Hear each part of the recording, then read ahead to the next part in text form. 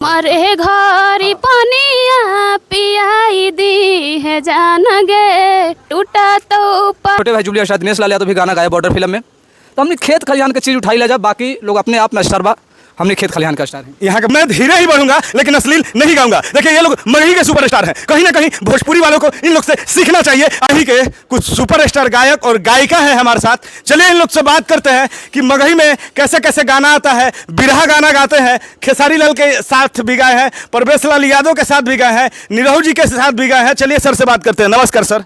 नमस्कार। सबसे पहले शांति लाइव देखे वाला जितना दर्शक बा सबके गोड़ छू के गोड़ लग रहा बानी और आशीर्वाद के कामना बा।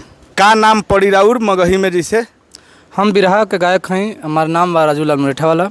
राजू लाल मुरेठा वाला किस टाइप के गाना गाइला? थोड़ा हमारे ऑडियंस के दो चार शब्द गाना सुनाइम, काहे कि रौरा लोग के कहीं ना कहीं अश्लीलता से लाखों कोसों दूर बनी जा। रौरा बहुत सुपरस्टार के साथे काम कैले बनी, बहुत पहले से काम करत हनी, लेकिन आप लोग जो गाना मार्केट में देते हैं वो अलग टाइप का होता है। आज ढोढ़ी चोली इस सब के प्रयोग करके गाना गावल जिल जाता, काफ़ी लोग ओकरा के पसंद भी करत हन, लेकिन कहीं ना कहीं सच्चे दिल से गावेला ई लोग बना लोग। चलिए बात करते हैं सर, एक गो गाना हमारा के सुनाई बिरहा। सबसे पहले तो हम सुपरस्टार नहीं थे, लेकिन सुपरस्टार हमारे गुरु भाई लोग बा, लेकिन बात बाकी अश्लील चोरी ढोनी से हट के हमने गाई लजा। और बहुत सारे गाना है, गाना पे को सुनाते हैं। बिरहा का जो खाटी चीज़ है, फोक चीज़ है। हाँ। कि हमरे भैया हो हमरे भैया, हमरे भैया वतन के सिपाही, हम किसानी करावल करीला। हो हमरे भैया वतन के सिपाही, हम किसानी करावल करीला। जौन खेती से बा, जौन खरिहान से बा। सबसे पहले हमारे गुरुजी रामदेव यादव ये गाना गैले रहन फिल्म में। दोबारा हमारे गुरुजी के छोटे भाई जूलिया शायद दिनेश लाल यादव भी गाना गाया बॉर्डर फिल्म में।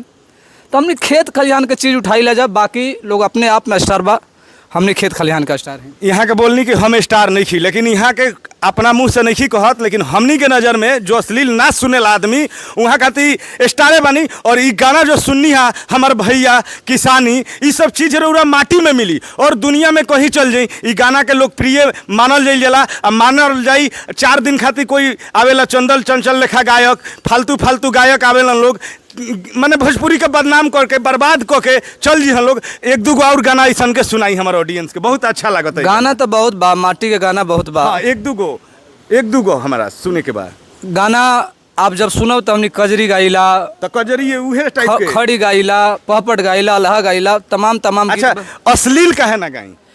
अश्लील ऐसे नहीं खे गावे के कि कोनो रुपया कमैला से लोग बहुत बड़ा नाम ना कमा लेला। नाम ना कमाई, रुपया ना कमाई, लेकिन नाम जिंदा रवाए वाला जौन पीढ़ी बा ओकरा कसहू न कैसू बचावे के बा। लोग डुबावे में पड़ल बा, ओकरा डुबावे के नहीं खे। गाना के बात करें तो गाना सुन सकिला आप। हाँ। बहुत सारा गाना हमरे गुरु जी के माध्यम से सुन ले हो खब, हमरे माध्यम से सुन ले हो खब। हाँ।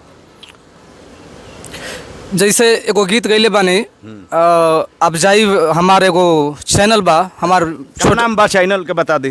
वंदे म्यूजिक। अच्छा। हमारे छोटे भाई डायरेक्टर हैं, प्रोड्यूसर हैं विकास भारती जी। अच्छा। उस चैनल पर हमने गाना गाया है, आप सुनिएगा, बहुत अच्छा गाना है।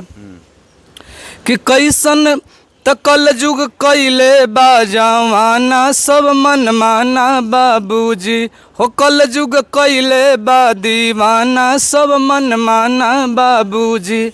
आज के जो लइकन गा रहल बड़न, लइकन जो कर रहल बड़न, आज के देख लइकन रखे खैनी बीड़ी सलाई, खैनी बीड़ी सलाई भैया, खैनी बीड़ी सलाई।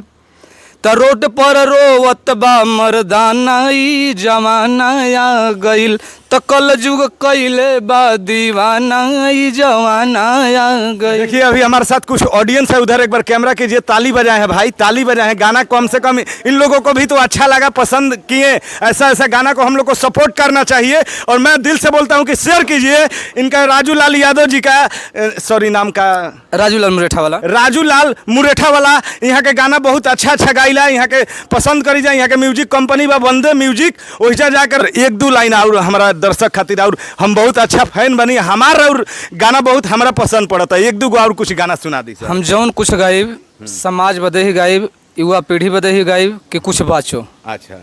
दहेज प्रथा हमार गीत सुन ले हो खब हम गावत नहीं एक लाइन कि दहेज के चलते बेटी ये गीत ये बदे लिखल है कि आज भ्रूण हत्या दहेज के चलते बेटी जरावल जाता रिस तो ये बहुत बड़ी पाप लग रहा बा। तो एक ई गाना गौला से अगर एक प्राण बच जाओ बेटी के तो हमार गाना सफल रही।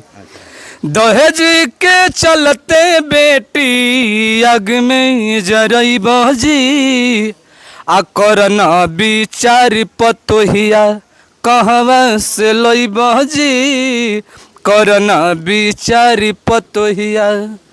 आप लोग सीखिए, देखिए कितना साफ सुथरा गाना गा रहे हैं और कितना अच्छा लग रहा है। इनका जो भी 2-3 गाना गाए कहीं ना कहीं सुपरस्टार जुबली स्टार निरहू जी भी गाए हैं, इनके गुरुजी भी गाए हैं।